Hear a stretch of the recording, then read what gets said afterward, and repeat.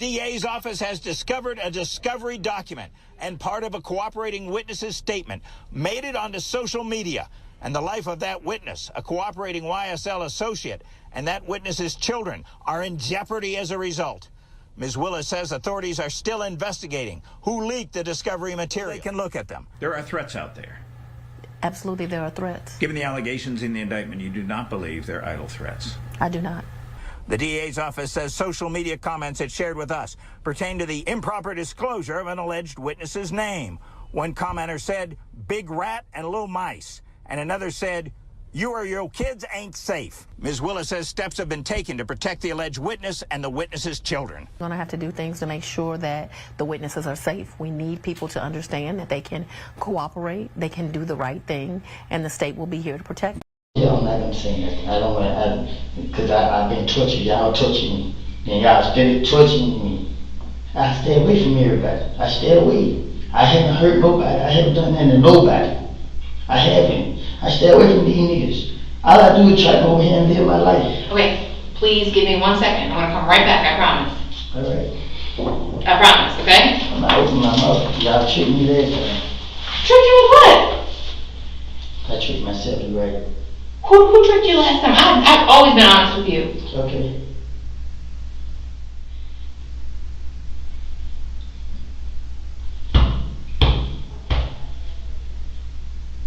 The Young Thug case has been an interesting one since the dominoes started to fall last year. The case got started when he and other members of a group called Young Slime Life were arrested under the charges of RICO. It's the government's way, in this case the state's government, of grabbing everyone associated with criminal activity so that they can be charged and prosecuted. Since then, the case has been slowly building and is starting to finally make headway in court. But there have been many twists and turns along the way, one of which is a video indicating that a member of YSL has been snitching on the group for years. We'll break it down for you. But before we do that, go ahead and do us a favor by leaving a like on the video, subscribing to the channel, and hitting the bell icon so you never miss an upload from us. Do you want the chance to win a brand new iPhone 14 Pro Max, MacBook Pro, or a $500 Amazon gift card? Find the hidden message that's in the video, comment it down below, and subscribe to the channel for a chance to win one of these amazing prizes. Don't forget to hit the like button, and good luck. And with that being said, let's get straight into the video. Lil Woody. Lil Woody allegedly snitched on YFN Lucci and his crew in a recently surfaced video. Moreover, the clip sees Woody talk with presumably two lawyers, officials, or colleagues about a murder that's apparently going to happen. Furthermore, the two interrogators struggle to get information out of him regarding his knowledge. However, many online presumed that his information led to further investigations and actions from law enforcement. Despite the ongoing court struggles of both Lucci and Thug, it's unclear in which case this information will land.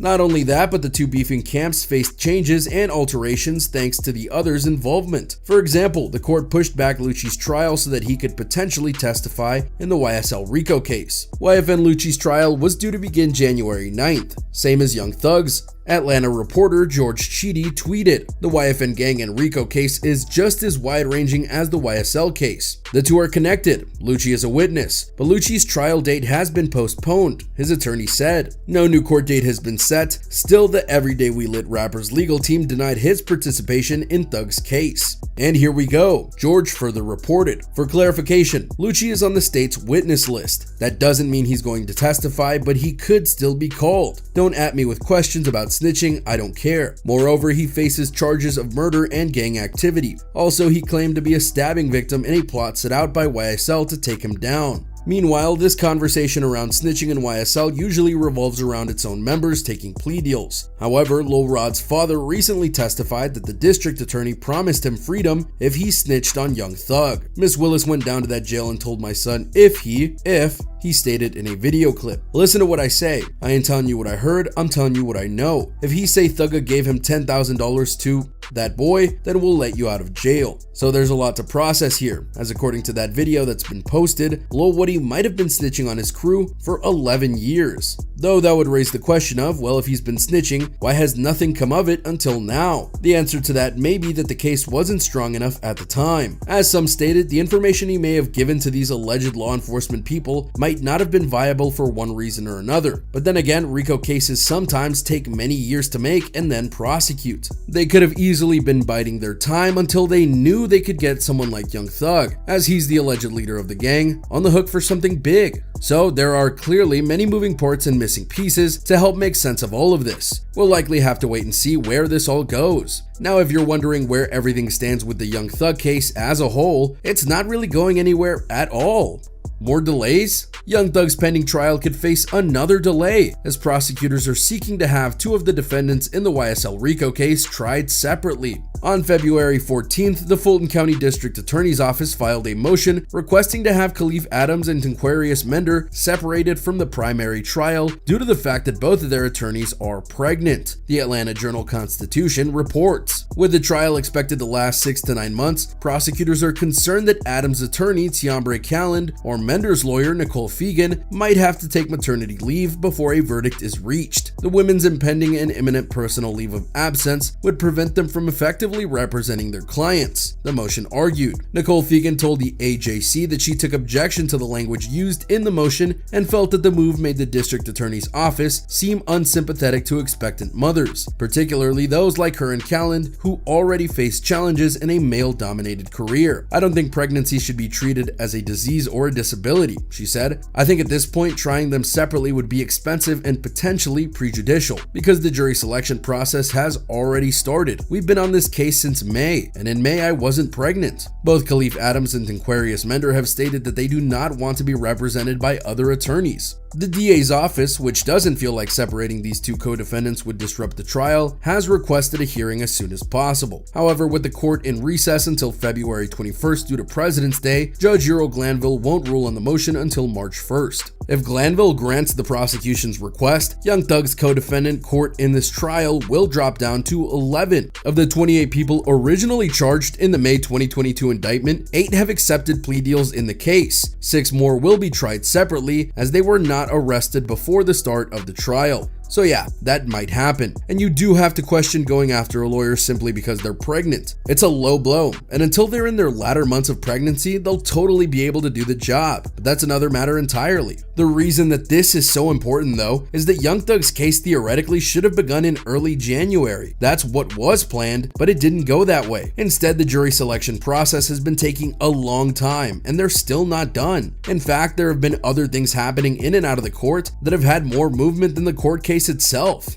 Plea deals and drug deals. As noted, there have already been several plea deals handed out in the case. Tanquarius Mender was previously offered a deal by the DA's office as well. However, he chose to turn it down just days after Nicole Fegan's own request to have him severed from the trial was denied. But that's just one part of this case that's interesting. Last month, Khalif Adams made headlines after he was accused of handing a single Percocet pill to Young Thug in the middle of court proceedings on January 18th. The entire incident, during which Adams allegedly walked up to Thug, who was seated next to his attorney, and handed him a pill, was captured on closed-circuit cameras inside the Fulton County Superior Courthouse. A Fulton County Sheriff's deputy immediately approached Young Thug and asked him to open his hand to reveal what he had received from Adams, who also goes by the name Bobby Hunt. After recovering the pill from Young Thug, the deputy approached his co-defendant to search him. Khalif Adams attempted to resist the search, however, authorities were able to recover additional Percocet pills, marijuana, tobacco, and other unspecified contraband hidden on his person. The items had been wrapped in plastic and food seasoning to mask the cannabis smell, court documents stated. According to WSB-TV, attorney Surinder K. Chada Jimenez, who represents one of Thug and Adams' other co-defendants, filed a motion the following Friday, January 20th, in which he claimed that the man was tased several times following the search. Jimenez also requested that an independent law enforcement agency like the Georgia Bureau of Investigations review the entire incident to not only determine whether Young Thug and Khalif Adams committed a crime, but also whether the Fulton County Sheriff's deputies used excessive force. Authorities claimed the defendant was taken to nearby Grady Memorial Hospital after attempting to ingest some of the items he was carrying, but Jimenez offered a different account of events. Shortly after Mr. Adams is taken to the back holding cells, while in the courtroom, the undersigned attorney, his client, and several other individuals could hear loud banging and yelling coming from the holding area where Mr. Adams was being held, the defense attorney wrote. While the disturbance took place, several officers ran into the courtroom and went into the holding area where Mr. Adams was being held. The motion further insinuated that the entire exchange could impact the jury selection process, as potential jurors could hear the same noises from the hallway where they were waiting outside of the courtroom. In an interview with WSB-TV, shared via Twitter by reporter Michael Seaton, Young Thug's lawyer Keith Adams maintained his client's innocence. The reality is Mr. Williams had nothing to do with what went on in the courtroom yesterday, the attorney said.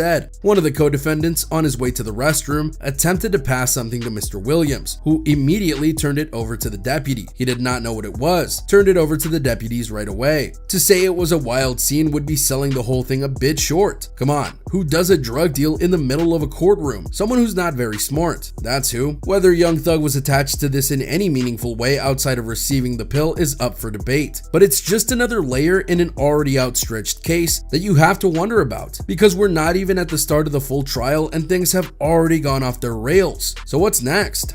The focus. But if there's something that is clear about this case, it's that the heads of the case want to take Young Thug down. For whatever reason, he's the main focus on the case. As we mentioned before, many of the arrested in the RICO charge have had to take plea deals done in one form or another. Young Thug hasn't been offered one. Whether he would take it or not isn't clear, but at present he wasn't even presented with one. Plus, if that one YSL member is to be believed, the DA offered to release him from prison if he snitched on Young Thug and said that he ordered him to do something terrible. They're wanting to take YSL down, that's obvious, but they want Young Thug to be the figurehead of that arrest. That might be another reason why they're doing various things in the lead up to this trial. The plea deals, the long jury selection, etc. It might all be to help ensure that they get Young Thug and take him down with the rest of his crew. Will they be able to do that? Only time will tell. And there you go, everyone. A look at the situation with Young Thug and how he might have had a snake in his ranks the whole time. Were you surprised by this development? Do you think that it could be a major turning point in the case? Or is this simply something that will make noise and nothing more? What do you think the verdict of this case will be when it's all over? Let us know in the comments down below. Be sure to subscribe, and we'll see you next time on the channel.